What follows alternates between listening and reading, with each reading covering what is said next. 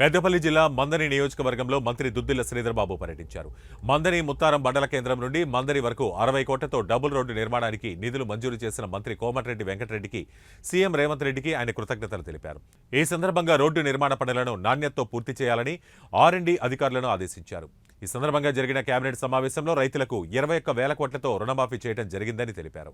సండాలకు క్వింటాలకు 500 రూపాయల బోనస్ ఇస్తున్నామని, ఈ నెల 26 జనవరి నుండి రైతులకు రైతు భరోసా పథకం ప్రారంభించడం జరుగుతుందని వెల్లడించారు. మంతని వరకు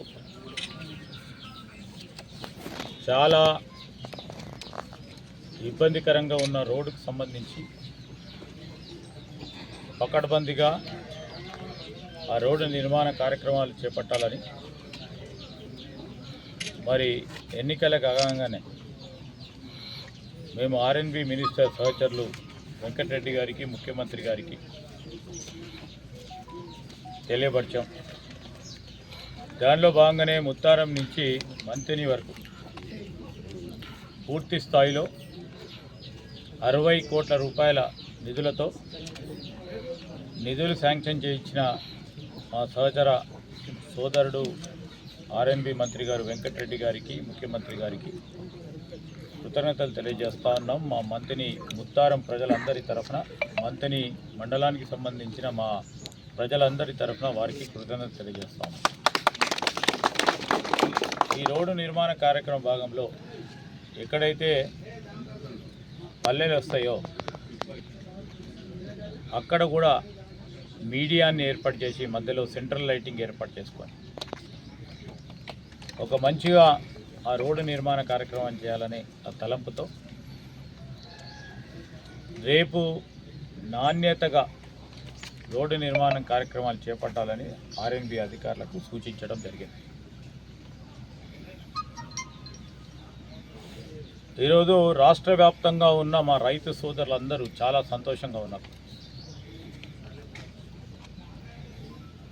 ఒక ప్రక్కన ప్రభుత్వం ఏర్పడ్డ తర్వాత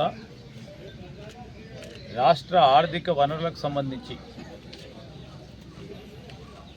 10 సంవత్సరాలు ఈ రాష్ట్రాన్ని ఏలిన TRS పార్టీ ప్రభుత్వం ఇష్టారాజ్యంగా ఆర్థిక వ్యవస్థను అస్తవ్యస్తం చేసి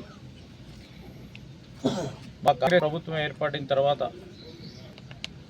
మేము ప్రజలకు ఇచ్చిన హామీలను నిలబెట్టుకోవాలనే ఒక తాపత్రయం, ప్రయత్న భాగంలో ముందుకు నడుస్తూ ఉన్న తరుణంలో మా ప్రధానమైన బాధ్యత ఆర్థిక వ్యవస్థను గాడిలో పెట్టే ఒక ప్రయత్నం చేయాలనే ఒక సంకల్పంతో ఆర్థిక వ్యవస్థను గాడిలో పెడితే తప్ప మేము 6 గ్యారెంటీలతో పాటు మేము ఇచ్చిన హామీలను, ప్రజలకు ఇచ్చిన హామీలను, ప్రజలు 10 సంవత్సరాలుగా వెయిట్ చేస్తూ ఉన్న అభివృద్ధి సంక్షేమ పథకాలను వారికి అందియలేకపోతాం అని ఆర్థిక క్రమశిక్షణ తీసుకురావడానికి ఒక ప్రయత్నం చేస్తూ ఉన్నాం.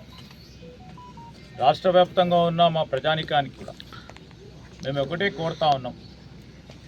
ఈరోజు ఆర్థిక వ్యవస్థను గాడిలో పెట్టే ప్రయత్నం ముఖ్యమంత్రి రేవంత్ రెడ్డి గారు, డిప్యూటీ చీఫ్ మినిస్టర్గా ఉన్న బట్టి విక్రమార్క గారు ప్రభుత్వ పరంగా ఈరోజు మేము ఇచ్చిన హామీలను ఒక పక్కన నిలబెట్టుకునే ప్రయత్నం చేస్తూ, ఇంకో ప్రక్కన ఆర్థిక వ్యవస్థను దారిలో పెట్టే యోచనలో, ఒక ప్రయత్నంలో, ఒక ప్రణాళిక చేస్తూ మరి దాన్ని అమలు చేసే కార్యక్రమం భాగంలోనే